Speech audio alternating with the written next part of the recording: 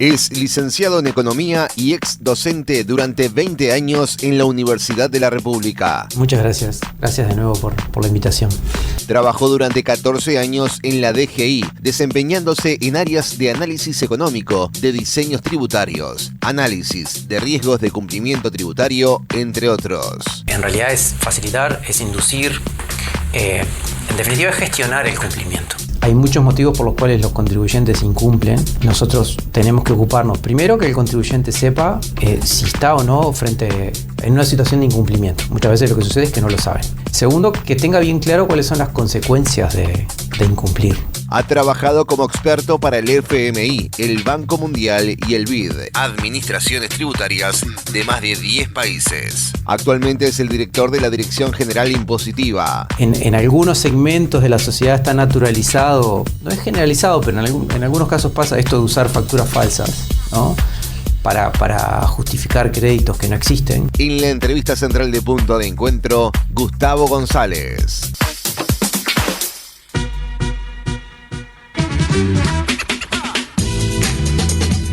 Muy bien, nos está acompañando Gustavo González, director general de Rentas. Esa sigla que todos sabemos correr, DGI. Música de policía, por favor, Esteban. Sí. Nunca un invitado previo a arrancar la nota lo hateamos tanto. ¿Por qué? Nunca, ni fuimos autorreferenciales con todo, o fueron autorreferenciales con problemas propios. Ahora, bueno, ya nos quemaste, ya blanqueaste. La verdad que sí, lo puede, sin dar detalle, Gustavo González. Sí, le estuvimos... Le hemos contado algunas situaciones personales que vivimos con nuestros contadores y todo eso. Sí, y la percepción que tenemos sobre la DGI y ¿cuál que es la la percepción DGI tiene de nosotros? La clase media tiene como más que clase media, el laburante de muchos kioscos, por decirlo de alguna manera, ¿no? Los que tenemos muchos trabajos. Uno tiene la sensación... Unipersonal. Somos los que más terminamos pagándole al Estado. Y nos viene esa sensación de me odian, el Estado me odia, ¿entendés? No quiero trabajar más porque se lo doy todo al Estado. Uno debe ser seguramente, quiero creer, desinformación de nuestra parte. Una cuestión de percepción equivocada. Porque quiero creer que efectivamente en este país se cumple aquello de que el que tiene más paga más y que lo de los grandes evasores no existen. A ver, en DGI hay unos 350 contribuyentes que explican algo así como el 45 o 46% de la recaudación. Ajá. Ahora que están administrados por lo que se llama la división de grandes contribuyentes, ¿no? Ahí están las empresas públicas, que son enormes para la escala Uruguay, y además están, bueno, las principales empresas y corporaciones y multinacionales que ahí no entramos operan en el ni país. yo, bicho. Exactamente. Como en grandes contribuyentes no entramos. No. Pero digo, eso explica el 45%. ¿Tienen la policía encima? ¿Tienen la DGI encima? Esos tienen un seguimiento que es permanente. Bien. Ahora nosotros estamos subiendo otra nómina más. Nuestra intención es, al final del periodo, llegar a unos 800 grandes contribuyentes, que mueve, ahora, los que estamos subiendo ahora, que creo que son alrededor de 100, nos va a llevar a que la recaudación de más o menos un 50% del total de la DGI esté administrada bajo esa división. ¿Pero en qué va que suben? ¿Que les crece el patrimonio no, o que no estaban detectados? Suben administrativamente, es decir, que los incorporamos a la gestión de esta división. Ajá. Y eso supone un seguimiento mucho más intensivo, ¿no? Les exigimos la presentación de un informe de auditoría, tienen controles mucho más rigurosos y mucho más frecuentes. O sea, simplemente entran en ese plan de detección. ¿Cuál es la facturación anual o cuál es el criterio para ingresar a ese círculo? Es múltiple, tiene que ver con facturación, pero estamos hablando de centenas de millones de pesos, patrimonio, la red comercial que manejan, son como diversas características. Pero yendo a lo que pregunto, ¿por qué lo digo? Porque lo que sí ocurre con ese tipo de empresas es que ciertamente tienen mecanismos de control interno mucho más desarrollados, ¿no? O sea, porque tienen que saber dónde está la plata, porque tienen accionistas, entonces tienen que rendir cuentas a sus accionistas, por lo tanto requieren de esos mecanismos de control interno, tienen mucho más inversión en asesores tributarios, en asesores financieros.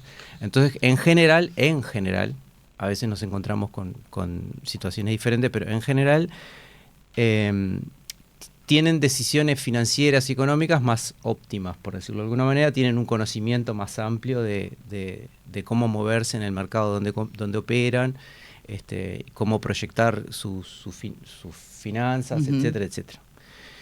En el universo de las micro, pequeñas empresas y de las personas físicas donde entramos nosotros, donde emprende cada uno, en general escasea la educación financiera, la gestión de las finanzas por tu propia cuenta. Y pasa mucho esto de que, bueno, deposito todo en el asesor tributario o el asesor financiero, quien fuere, y me desentiendo del tema porque no es mi negocio, porque no es mi tema, lo cual es completamente razonable. Perdón, la mega empresa también tiene todo en vez de un asesor, tiene un departamento de asesores. Exactamente. Pero tiene la obligación de conectar con el resto de los departamentos que se dedican al negocio, al core, digamos, de lo que hace la empresa, ¿no? Claro. En general uno, como individuo, no puede desdoblarse. Lo ayudo, me está diciendo con una educación increíble, que soy una torpe y que meto todo en la cuenta en vez de separar, por ejemplo, lo que fue IVA para que después cuando tenga que pagarlo no me sorprenda, por ejemplo. Lo que digo que pasa, pero es muy frecuente, porque en realidad en todo caso todos somos torpes con eso, ¿no? Que falte como prácticas, el desarrollo de prácticas que tienen que ver con separar las cuentas personales de las cuentas de mi emprendimiento, planificar financieramente, ver qué opciones reales tengo de inserción en el mercado en función de las características que tiene lo que hago y lo que puedo hacer, etcétera, etcétera. Y entre todas esas cosas entra el tema tributario, ¿no? Pero es importante, o sea, los impuestos por definición no son confiscatorios ni en nuestro país ni en ningún país del mundo, ¿no? O sea, son impuestos que además se graban en el margen. No te lo tomes personal, eso que te están diciendo, ¿no? Obviamente, se sabe que no. Pero a veces lo que sí ocurre es que hay situaciones mal gestionadas. O sea, mal gestionadas a nivel individual, en el sentido de tenía una obligación tributaria y no sabía que la tenía, no me asesoraron bien o yo qué sé, cosas del estilo. Cuando eso aparece, de pronto termina siendo un problema que es mucho más difícil de afrontar.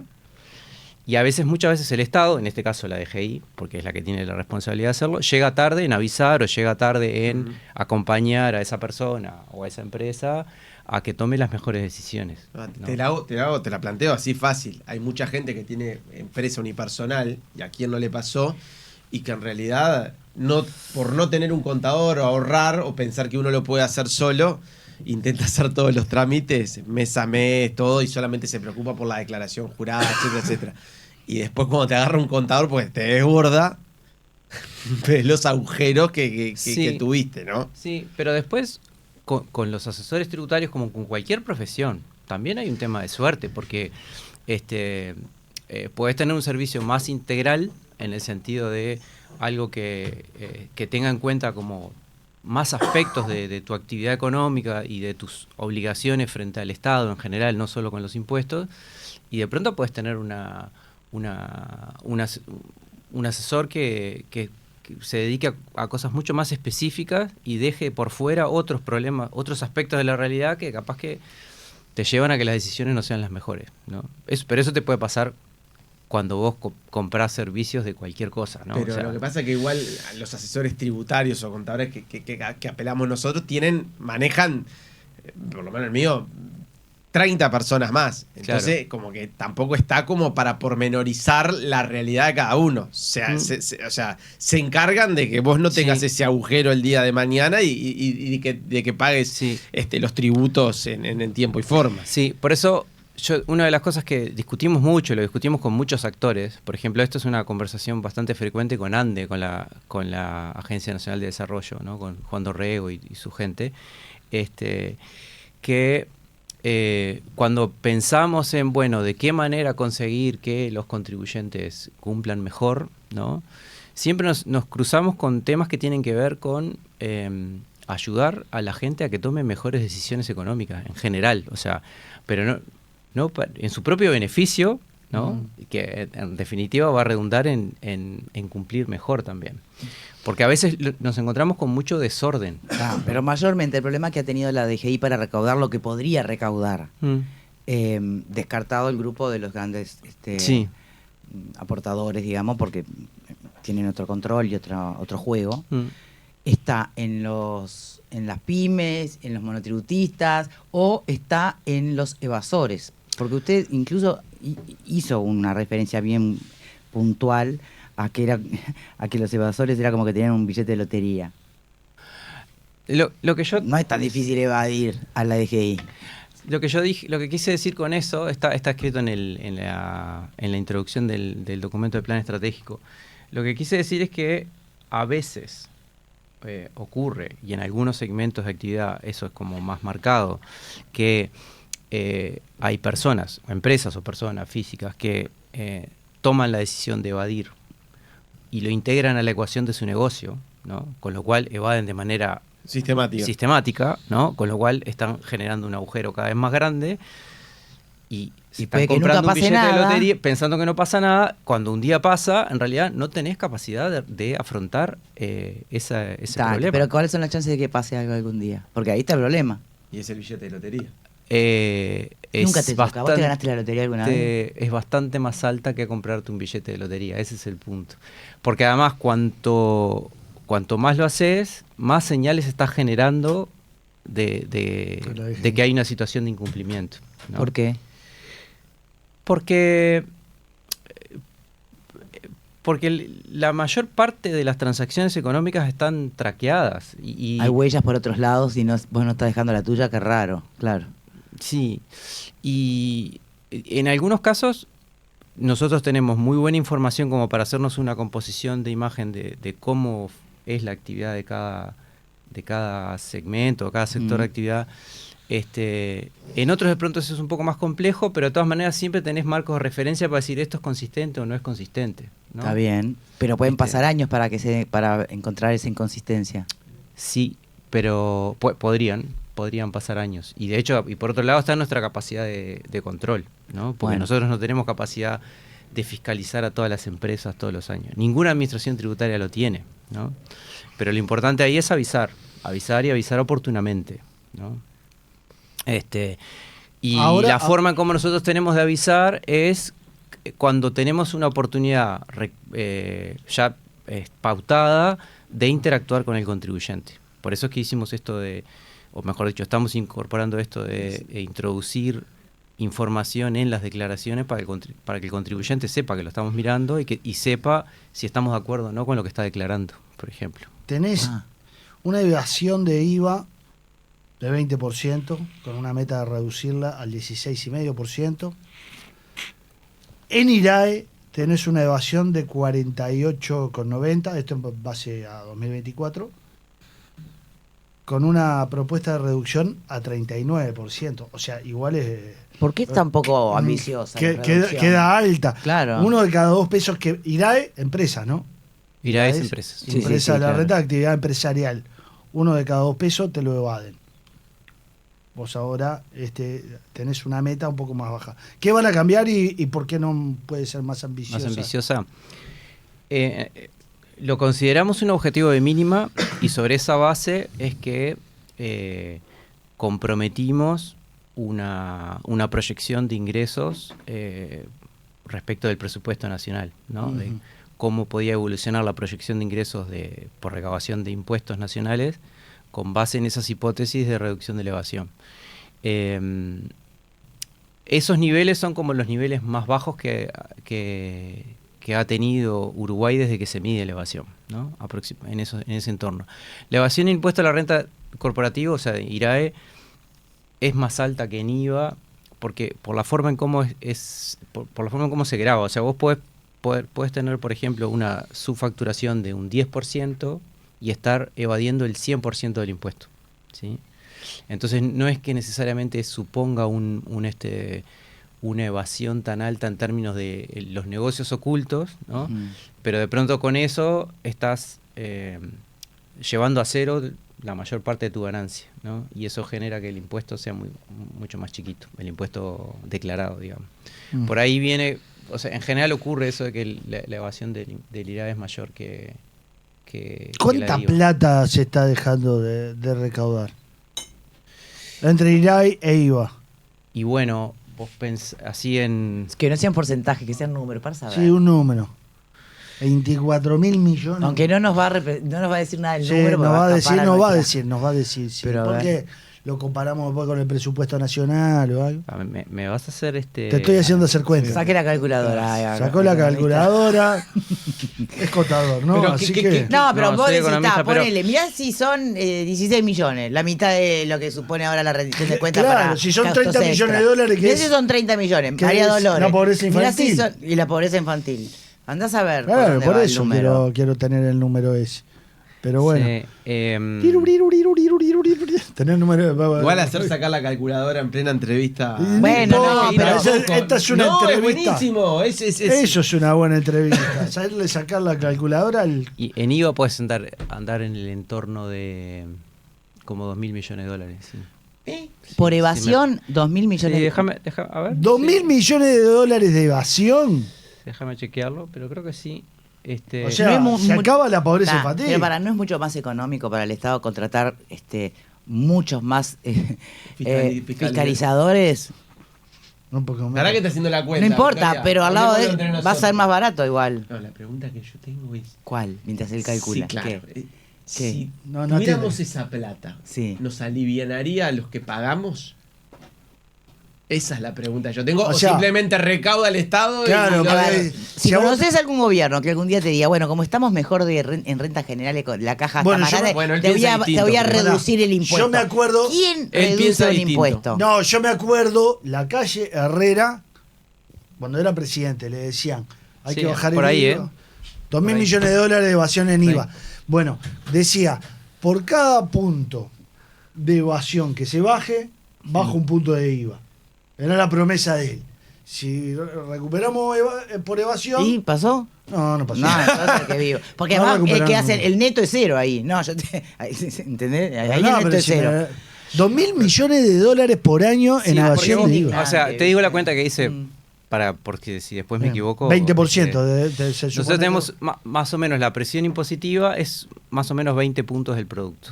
¿No? O sea, Sí. lo que se recauda por impuestos nacionales está en el entorno de 20 puntos del producto. ¿No? Sí. Poquito menos en realidad. Pero la recaudación bruta está por ahí.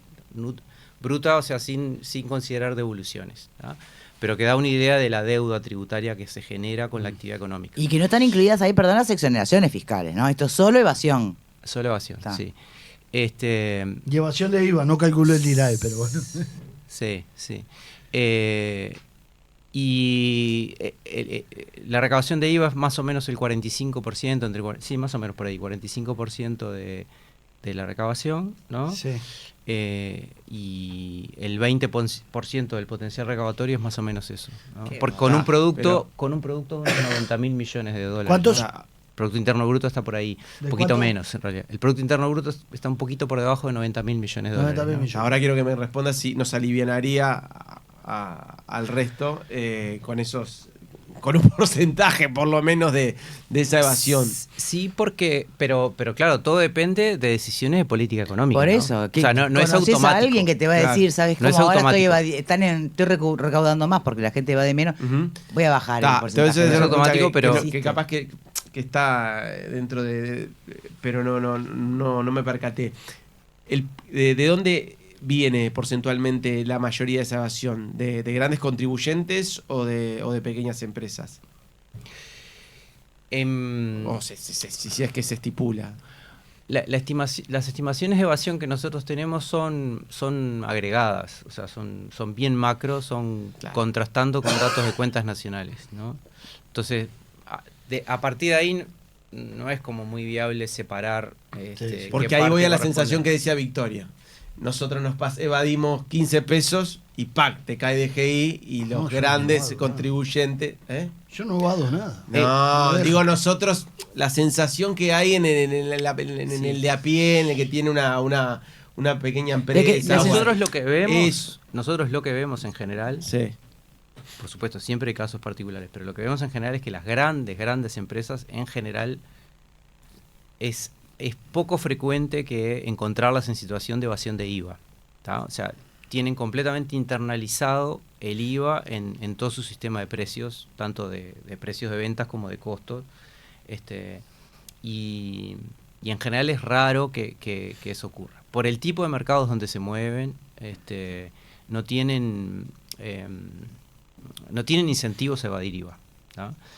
es más común encontrarse en situaciones de evasión de impuesto a la renta Claro, en empresas grandes, obvio. o a veces de elusión. Es decir, muchas veces lo que ocurre no es necesariamente que están evadiendo, sino que están aplicando un criterio con el que la DGI no coincide, o sea, que es un tema de interpretación de normas. ¿Podemos ¿no? describir elusión y evasión que son diferentes? Sí, son diferentes. Sí. ¿Por qué? Porque la evasión es lisa y llanamente no pagar un impuesto que nadie duda de que existe y está determinado. La elusión tiene que ver con que vos creás una figura, ¿no?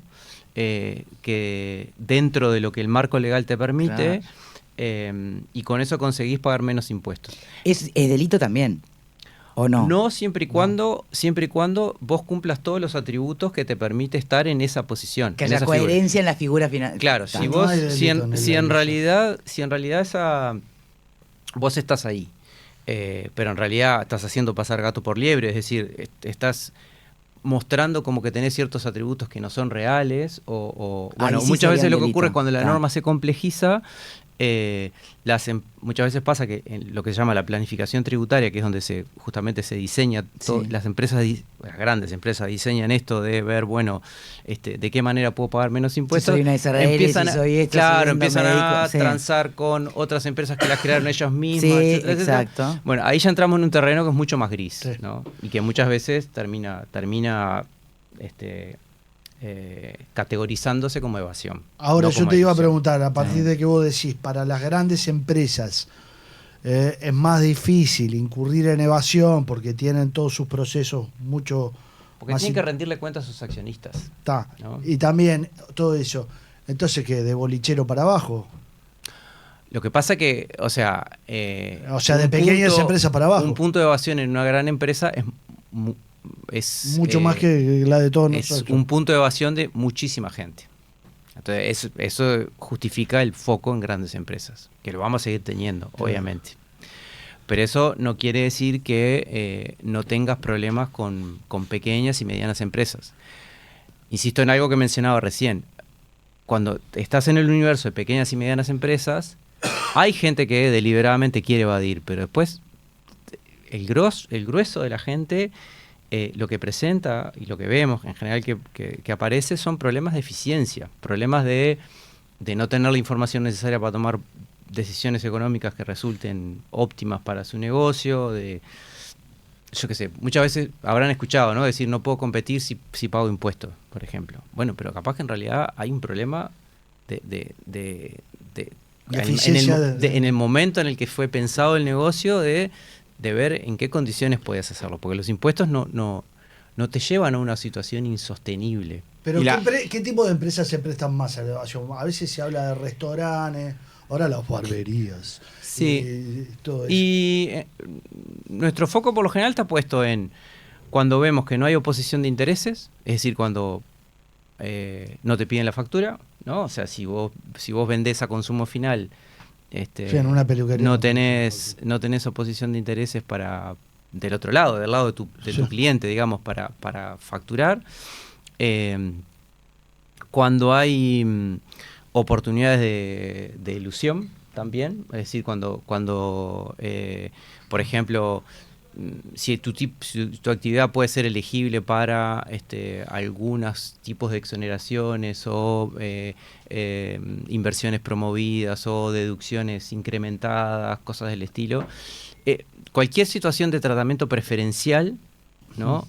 Que esencialmente el tratamiento preferencial lo que dice, para decirlo de manera bien genérica, es si cumplo con determinadas condiciones, puedo pagar menos impuestos. Bueno, eso genera automáticamente el incentivo de decir, bueno, tratemos de cumplir esas condiciones. Configurarnos como eso para poder tener, claro. Y fíjate lo que eso genera, porque muchas veces, sí, eso tiene, por lo general obviamente tiene un objetivo de política económica o de política pública más en general, ¿no? Sí. Busca promover determinado tipo Sí. de actividad, ¿no? Pero el daño colateral, digamos, que genera es el incentivo a que personas, empresas Todos busquen ubicarse en ese lugar cuando capaz que ni siquiera es su negocio, Ni siquiera es el giro de la empresa. Exactamente. Sí. Y lo lleva a veces a prestarle más atención a eso que a su negocio, ¿no? Uh-huh. Bueno, ahí hay oportunidades de evasión. Después hay temas como más, si querés, culturales, hay gente más proclive a hacerlo, gente menos proclive a hacerlo. Eso también es identificable. ¿Hay algún tipo de contemplación entre, bueno, el que va dice llanamente, tendrá una sanción penal, pero aquel que, por ejemplo, debe plata, pero vos decís, y has hecho hincapié, has puesto énfasis en que en realidad es por desinformación, ¿ah?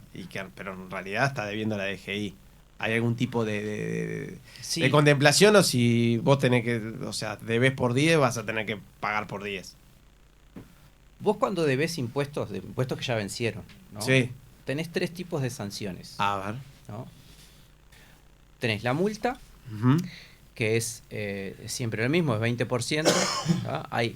Está definido que si te atrasaste unos pocos días, pero son muy pocos días, la multa puede ser de 5%, pero el caso general es de 20%. O sea, vos debías 100, no lo pagaste, ¿sí? Y después de que pasaron determinada cantidad de días, pasaste a deber 120. ¿Tá?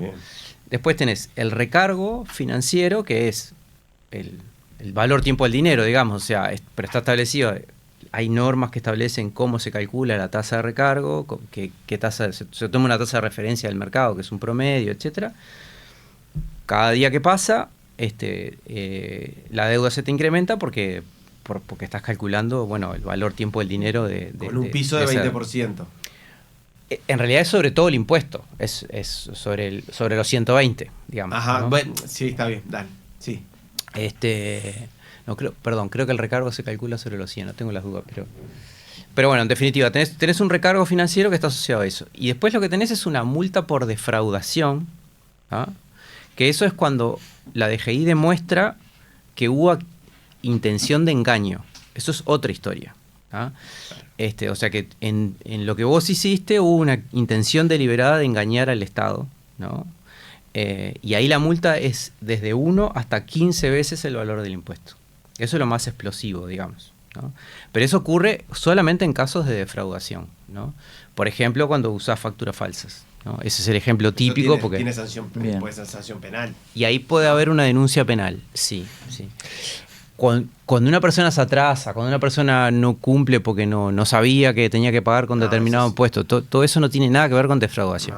Está o sea, evasión es un término bien genérico, defraudación o fraude tributario es una cosa bien específica que tiene que ver que vos evadiste, pero además lo hiciste a través de una actitud de engaño que además en muchos casos te lleva a que vos te enriquezcas con esa maniobra. O sea, a veces no es solamente persigue evadir tus propios impuestos, sino además obtener un lucro con Pero tiene esa que ver maniobra. con el número de patrimonio, por ejemplo, porque de repente haces algo que es sistemático, que sos consciente, pero que tampoco no te hace rico. Simplemente es para sacarle una ganancia. Eso es defraudar. O sea, está mal igual. Si vos, Sí, claro que está mal. o sea, Por supuesto. Pero Pues por eso le pregunto si también está dentro de la balanza para eso, para Para poner un ejemplo bien defraudación. simple, vos vendés algo, bienes o servicios y no facturás y no declarás tus impuestos. ¿Ah? Yo sé que lo tengo que hacer eso. Eso no es defraudación. ¿Ah? Eso te expone a una multa de 20% y a los recargos, pero no a defraudación. ¿Sí? Te expone a defraudación cuando hay una demostración por parte de la administración tributaria de que vos tuviste una actitud deliberada de estar engañando. Ahí, en ese caso, vos simplemente, entre comillas, no estás cumpliendo con una obligación que es... Entendí. Lo de la facturar, facturar falsa, ahí ya es más... Claro, porque cuando vos usás factura falsa, lo que estás haciendo es tratando de cobrarte un crédito tributario o bajando tus créditos tributarios, presentándole a la DGI que vos compraste determinadas cosas y alguien pagó el IVA por eso que vos compraste, y no es así. Bien. Hablando del IVA, ¿qué es lo del semáforo?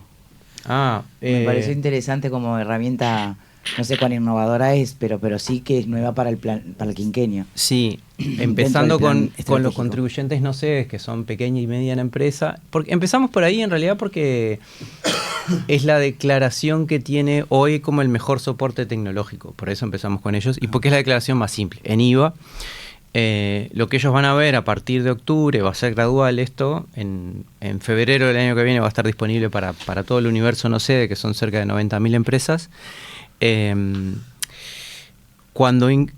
Primero, el ingreso de la declaración va a ser de curso obligatorio validando la propuesta que nosotros le hacemos. Hoy la propuesta existe, ellos tienen una declaración borrador que le ofrece la DGI, pero la puedes tomar o no, ¿no? Sí. Cuando esto esté vigente, necesariamente vas a tener que ingresar validando esa propuesta nuestra, lo cual no quiere decir que no la puedas cambiar, la puedes cambiar totalmente, pero tenés que validarla. Y ahí es donde entra este tema de las luces o de los colores, sí. Porque en la medida que cambies y tengamos una discrepancia muy grande con esas modificaciones, exactamente, por ahí viene tanto en débitos como en créditos, o sea, en ventas como en compras. Esa es la primera interacción, más una leyenda que dice por qué estamos en desacuerdo.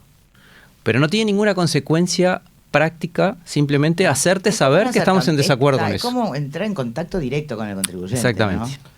Está bien. ¿Qué cambios se vienen con Airbnb? Me tiene un poco nervioso. ¿Las plataformas estas? No te voy a preguntar por qué te tiene nervioso, pero... Porque debe alquilar todas sus propiedades. No, porque hay una casa que... Ay, la del tío. La del tío mío que vive en Inglaterra, que la administro yo, y yo tengo que ponerla a alquilar por Airbnb para pagar los costos, porque la administro yo, pero está robado. Entonces, pero ¿cómo cambia ahora la forma de tributación? ¿Cambia en algo que iba a Airbnb, como otras plataformas que se dedican a lo mismo, son globales, están en todas partes. Este es un problema que existe desde hace años y que... soluciona un problema, pero... Problema quiero decir de que en la medida que existe un impuesto a la renta que grava la renta generada por arrendamientos, sí. En ese tipo de contratos que generalmente son entre particulares, a veces median empresas, porque sí. En esas plataformas también participan empresas. Otra vez, no hay oposición de intereses para que se expliciten los impuestos y se paguen posteriormente, ¿no? Entonces, lo que estamos haciendo con eso es, sobre la base de un estándar que se utiliza en muchos países, que es un estándar de la OSD, lo que le solicitamos a todas las plataformas es un conjunto de información que nos permite liquidar nosotros el impuesto. Entonces, lo que pretendemos hacer, o sea, esencialmente pedirle datos de identificación, localización y los datos de la transacción, ¿no? Sí. Entonces, con base, el impuesto es anual, con lo cual vamos a tener que establecer de qué manera vamos a configurar los boletos de pago para acercarle al arrendador, ¿no? Y decirle, bueno, tuviste estas transacciones durante este periodo, sí. Este es el impuesto a pagar, ¿no? Y acá están los boletos de pago. Es si me lo vas a facilitar o no, porque yo ahora estoy arrendando. Airbnb me hace un descuento que yo no sé si incluye impuestos o no. No incluye impuestos. Por ahora no incluye impuestos. Pero esto rige a partir de 2027. Sí. Y si yo hago un arrendamiento, vos DGI me vas a avisar, mirá, recaudaste tanta guita, te pagaron tanta plata, vas a tener que pagar tanto. Eso es lo que va a hacer. ¿Eso no te lo hace tu contador? Claro, pero tenés que tener la voluntad de pagar esos impuestos, ¿no? No, pero yo quiero pagarlo, pero no quiero involucrar, ponerle al contador otra cosa. O sea, me lo acerca la DGI, o yo tengo que decirle al contador, toma, además... Y cruzar los dedos para que la DGI se olvide. Primero, no, yo no tengo problema en pagarlo, pero el problema es que me la faciliten. Yo no tengo problema porque ni siquiera es mío, no es una ganancia mía. Dale con tu tío. El impuesto sobre el IRPF sobre arrendamientos de inmuebles tiene una particularidad y es que vos podés pagar el anticipo, ¿no? O sea, lo que te corresponde pagar, sí. Y que eso sea liberatorio. Es decir, si lo pagás de determinada manera, después no estás obligado a presentar declaración jurada, ¿tá? Nuestra intención es poder formular boletos de pago y acercárselos al contribuyente para que pague y se olvide del tema. Esa es la intención, ¿sí? Va a depender después de cuestiones de gestión y de cómo nos llegue la información, si lo podemos implementar de esa manera o si tendrá alguna vueltita. Pero en todo caso el propósito es dejarle todo servido. Sí, mandame lo que te debo y decime exactamente. Lo que te debo y, por favor. Esa es la idea. Y esto ya está ocurriendo en muchos países, porque en realidad este es un problema que tienen muchas administraciones donde estas plataformas operan, y por eso decía, existe un estándar de cómo recibir esa información, y las plataformas ya lo tienen incorporado, o sea, sus sistemas de información ya están preparados para esto. Pero sí tienen que avisarle a todos los arrendadores, darles a conocer que bueno, que van a estar informando esos datos, ¿no? Bien.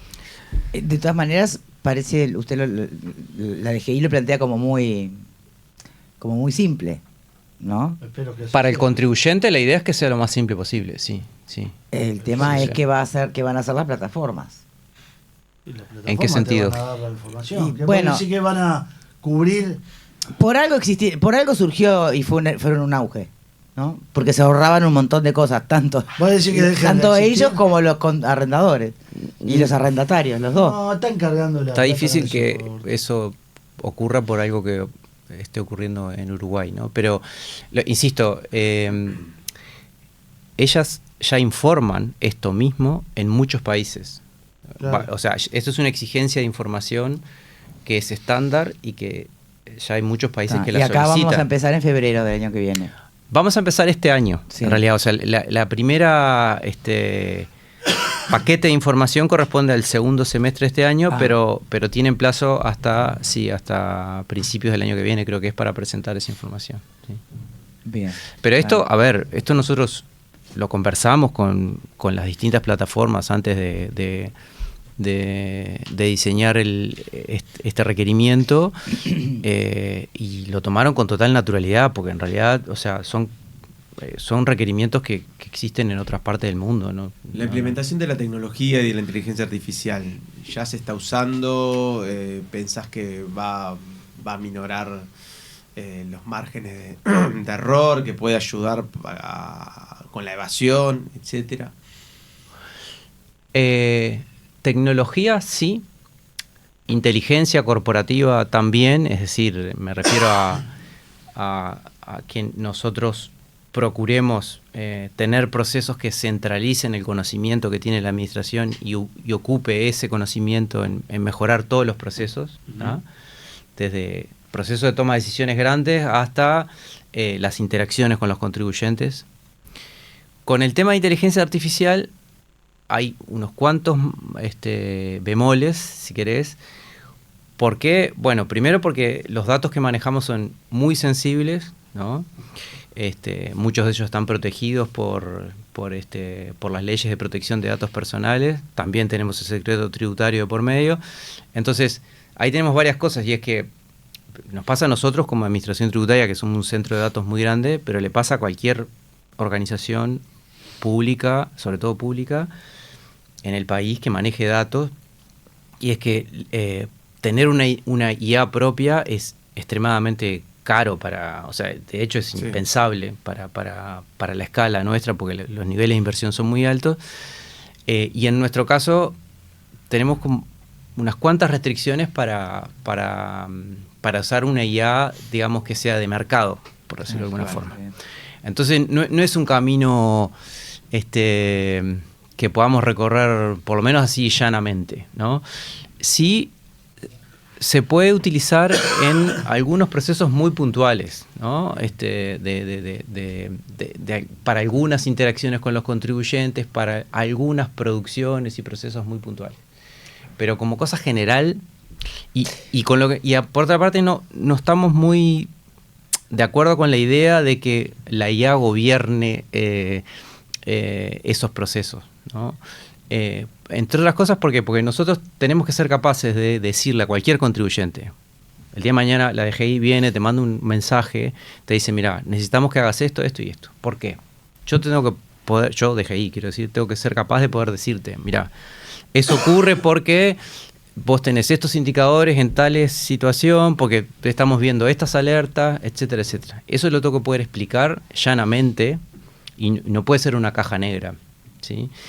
Y los procesos ya a veces se despegan un poco de ese... ¿Estás a favor de que haya alguien del otro lado que te pueda estar explicando la presencialidad o algo? Sí, pero... Sí, lo cual no quita que vos tengas procesos automatizados, pero si requerís una atención como más manual, más personalizada, hacerlo. Igual lo que hacemos se parece mucho al proceso de IA en el sentido de, bueno, tomás el conocimiento que tenés, todos los datos que tenés, tratás de generar, de hecho, tenemos ahora un equipo de analítica que son unas 25 personas que trabajan justamente en análisis de riesgo, produciendo indicadores, calculando la probabilidad de que cada contribuyente evada, no evada, etcétera, en cada uno de los segmentos. Y lo que hacemos con eso en realidad es someterlo a un proceso de aprendizaje, ¿no? Lo mismo que la IA. O sea, en realidad, claro, mismo. es, bueno, El machine algo learning. que, capaz que una de las innovaciones que trae este proceso es incorporar toda la información que vos generás cuando interactúas con los contribuyentes a tus procesos de negocio, ¿no? Que es algo que la DGI hasta ahora no lo hacía de manera sistemática. Bien. Yo te mando un mensaje, vos lo contestás, no lo contestás, cómo lo contestás, qué requerimientos tenés a partir de ahí. Toda esa información la tenemos que poder introducir para Como saber insumo. Sí, sí, cómo respondemos la próxima vez que nos acerquemos a vos, ¿no? Perdonen que vuelva para atrás, pero hoy hablamos de los números de la plata que se le escapa a la DGI o a las arcas del Estado por evasión. Ya tenés un titular, me imagino. Del IVA. Falta la otra cuenta, la del IRAE, que capaz que es más grande. Sí, pero... falta esa cuenta, que no sé si la quieren hacer ahora, pero también la otra cuenta. ¿En cuánto imaginan el universo de posibles aportadores, arrendadores, ¿no? Que a través de la nueva solicitud de información que van a hacer con las plataformas como Airbnb o Booking o las que fueran, podrían ingresar al mundo de los aportadores? ¿Cuántos uruguayos hay ahí que quieren captar, que están utilizando, uruguayos, extranjeros, lo que sea, ¿no? No tenemos todavía ese número, de verdad. Lo que sí nosotros sabemos es las plataformas son contribuyentes de EGI, ¿no? Porque pagan IVA por los servicios que brindan, por las comisiones de sus servicios, y pagan IRNR, impuesto a la renta. Los que no están pagando además son los que alquilan. Sí. Pero digo, ellas por las comisiones que cobran pagan IVA y pagan impuesto a la renta de no residentes, ¿tá? Sobre esa base nosotros tenemos una idea del volumen de negocios que manejan en Uruguay. Y eso... da una pista al menos de números. Da una pista de volumen, pero no de cantidad de gente, porque después, yo qué sé, cómo es la estructura de las propiedades, ¿no? O sea, si son alquileres eventuales, si es una persona que tiene varios inmuebles. Esa información... Claro. En cuanto a alquileres temporarios, es algo que todavía no tenemos mapeado. Sí, lo que sabemos es que es suficientemente significativo como para decir, bueno, acá hay un nicho en el cual hay una lata para rascar. Sí. Está bien. Me está diciendo la IA. ¿Qué? El Estado uruguayo a través de GI dejó de recaudar aproximadamente 2.318 millones de dólares, cerca del 3% del producto, por concepto de exoneraciones y tratamientos preferenciales en el IRAE.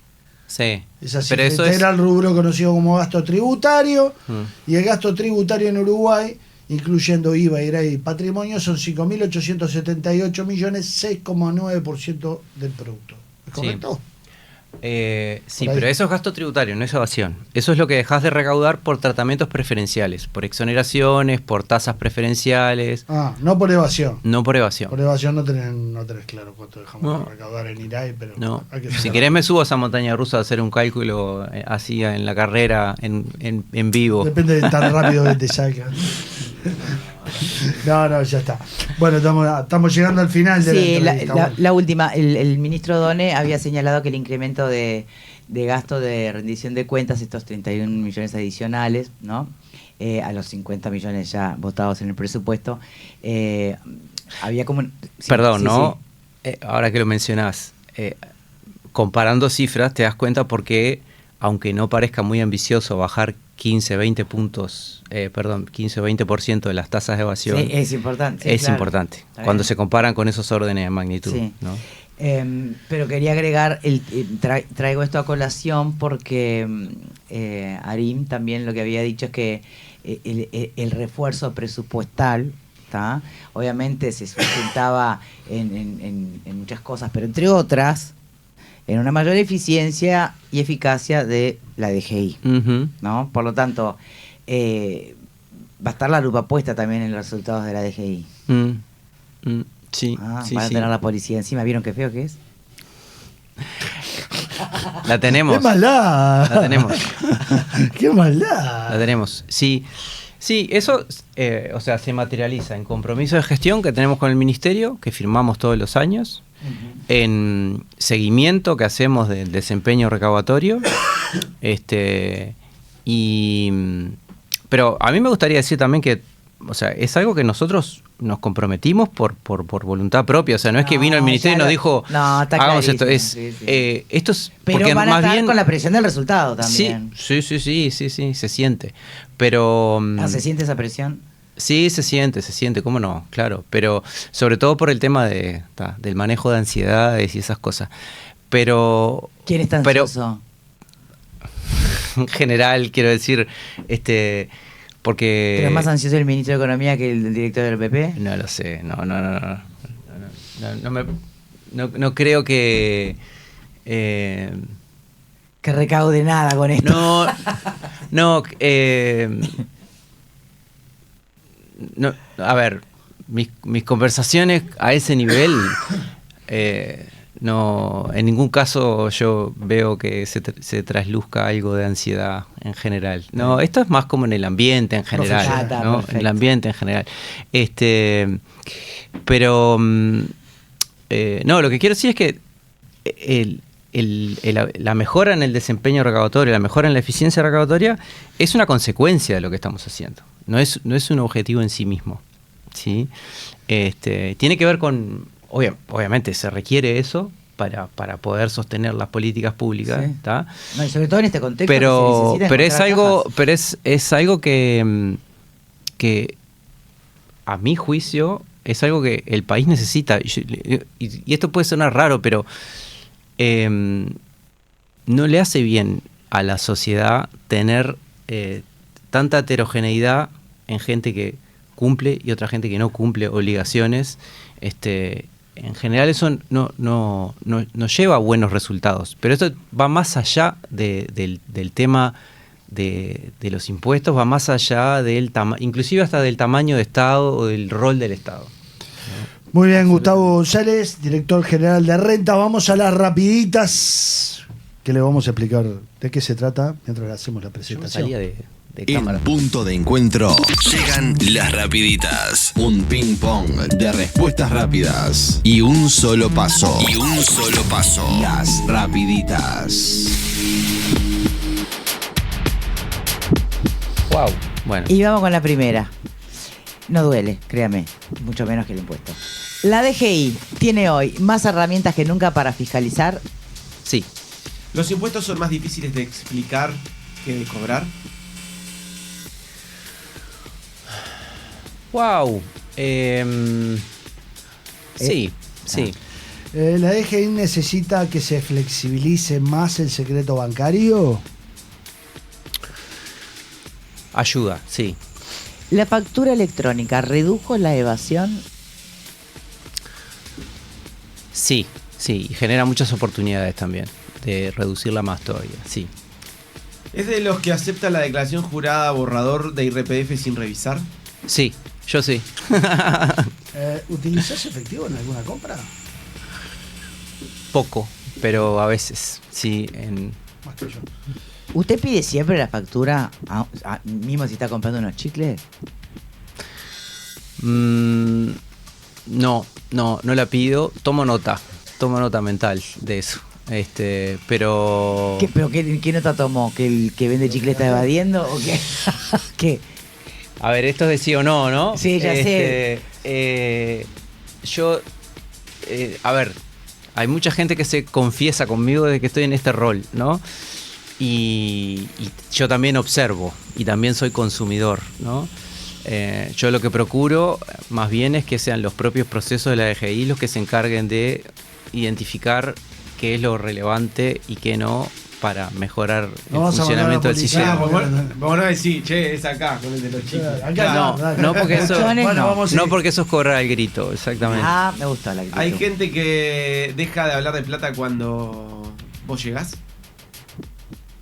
No, ¿sabés qué? Les viene como una incontinencia verbal, pasa al revés, ¿no? Como nos pasó a nosotros en el arranque. Obviamente. Bueno, ¿alguna vez evitaste decir que eras de la DGI? Para que... Alguna vez cuando era funcionario me pasaba, sí, y lo conversamos mucho en la interna porque le pasa a mucha gente. Hoy no lo puedo hacer porque es al santo botón. Pero sale con alguien por primera vez y le dice que trabaja para la DGI, no. Le digo, sí. ¿Sí? Sí. Por eso le dura un poco la cita. ¿Qué tal? Hola, ¿qué tal? Soy de la DGI, ¿cómo estás? Qué horrible. Sí, soy de la DGI. ¿A quién le toca? No me perdí. No sé, vos. se perdió. Soy yo. ¿Le piden consejos impositivos en cumpleaños? Sí. ¿Es más fácil cobrar impuestos que cobrar un préstamo a un amigo? Sí. ¿El uruguayo deja todo para último momento? Sí. En todos los órdenes de la vida. Muchas gracias, Sí. Gustavo González, director general de RETA, por la entrevista esta mañana. Gracias a Muchas ustedes. gracias. Pausa y ya venimos.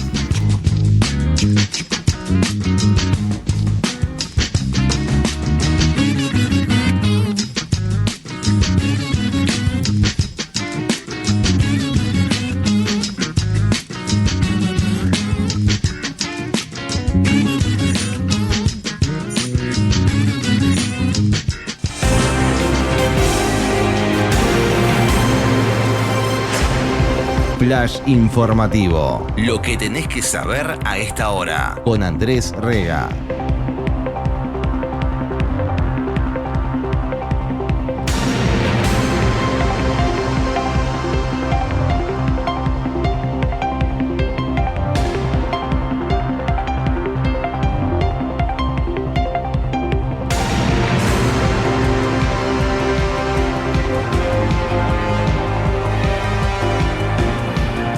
De la mañana, 8 minutos, cielo cubierto en la capital del país, 8 grados, la temperatura actual 14, la máxima prevista por el INUMED con cielo nuboso.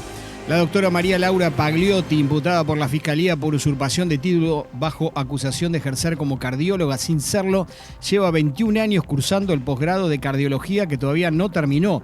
El dato está contenido en un expediente del Ministerio de Salud Pública al que pudo acceder el observador. Pagliotti recibió un fuerte apoyo de FEMI, la gremial de los médicos del interior. En un comunicado señalan su plena solidaridad y respaldo institucional. La fiscal de primer turno de 33, Ana Berichevich, imputó a la profesional y ordenó como medidas cautelares la fijación de domicilio, la prohibición de salir del país y la de ejercer la cardiología por 90 días hasta que se celebre el juicio. Por otro lado, la presidenta de la Junasa, Gabriela Pradere, manifestó que el peor efecto de este caso sería que la gente sintiera alarma sobre la atención que recibe en la salud. Vamos al panorama internacional. Los ataques militares de los Estados Unidos contra Irán entraron este lunes en su segundo día en una nueva oleada de combates por el control del estrecho de Hormuz, que pone en peligro un frágil acuerdo interno y que ya se extendió hasta Yemen, donde un ataque contra el aeropuerto de Saná derivó en una disputa entre el gobierno yemení y los hutíes, que apoya Irán sobre la autoría del bombardeo.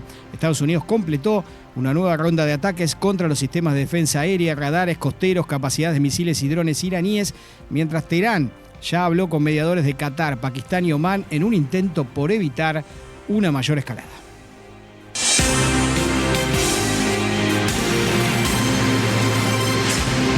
Flash informativo. Lo que tenés que saber a esta hora. Con Andrés Rega. Universal es mundial.